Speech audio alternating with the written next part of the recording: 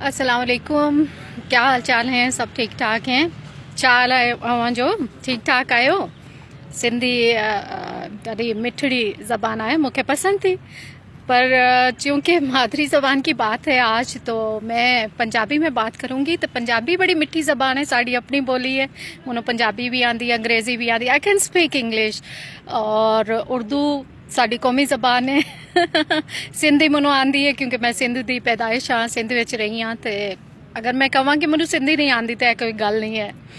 तो बाकी ये ज़बानां साड़ियां सारियां अपनियां ने, भावें उर्दू होवे, पंजाबी होवे, सिंधी होवे, पश्तो होवे, बलोची होवे या फिर अंग्रेज़ी होवे। अगर तुहानू थोड़ी बहुत आती है, मलाइशियन मैनू सिक्की सिक्की आती है, मतलब है कि थोड़ी थोड़ी आती है। ते लेकिन एवं कि ज़बानां सारियां एक ही होंदे। ज़बानां दी बेस ते लड़ाई झगड़ा ठीक नहीं होंदा।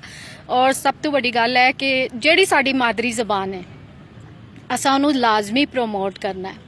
ठीक है, साडी किधरे बेइज्जती नहीं होंदी। तुसीं मेरे नाल पंजाबी च गल करो, मैं कदे भी नहीं कहांगी कि I want to talk in English, क्योंकि अगर मैनू पंजाबी आंदी है, तुहानू पंजाबी आंदी है, मैनू खुशी होएगी कि तुसीं मेरे नाल पंजाबी च गल करो।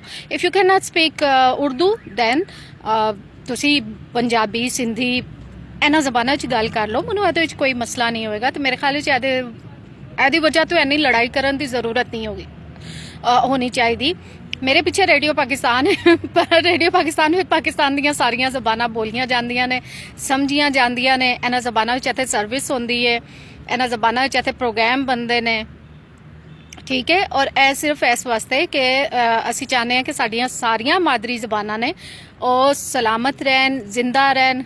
ते की उहनूं कहंदे ने कि फलन फुलन भाई, सानू अपनी ज़बान नाल प्यार होना चाहिए और सानू अपनी ज़बान नाल बहुत प्यार है। और पाकिस्तान में जिन्नियां ज़बानां बोलियां जांदियां ने, सानू उन्हां सारियां ज़बानां नाल बहुत प्यार है, क्योंकि साडी पाकिस्तान दियां ज़बानां ने। ठीक है, हुण मेरे नाल सिंधी विच गल कर लो तुसीं।